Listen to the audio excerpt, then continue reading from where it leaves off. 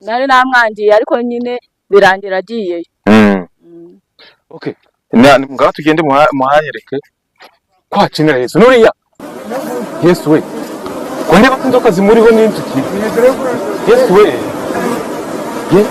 Yesu we, mana we, yewe nonse izi nzoka ntabwo kwiba we, ntabwo nzongera kwiba.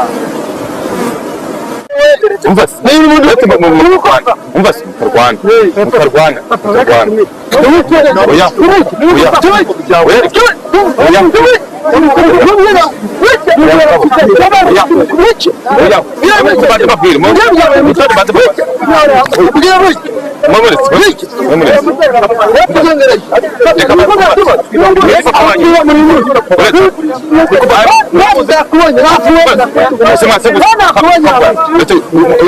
waba warazengurutse amahanga wifuza bikanga, nyamuneka bene data ntago mukeneye kujya ahandi hantu ngo babahende.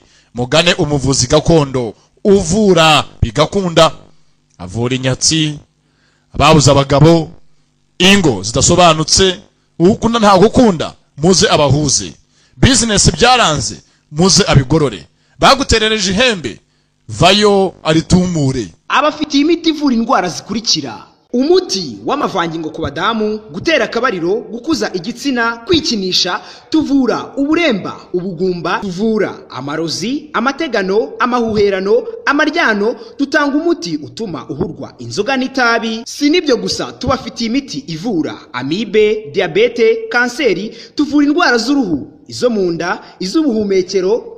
Akarusho ku gitsina gore tubafitiye umuti wo guca imyeyo, umuti w'ubucuruzi, umuti w'urukundo, umuti ugaruye ibyibwe, dutanga uruhereko, umuti wo gutera akabariro ku bagabo, tubafitiye umuti ukuza igitsina, dutanga umuti ugahurwa kwikinisha, tubafitiye umuti utuma uhurwa itabi n'inzoga, tubafitiye umuti usiga ku gitsina kikaba kinini. Twatanze promosiyo ku mafaranga ibihumbi 5 gisuzumiro ugacyura n'umuti. Nimero zacu 0793 579 953.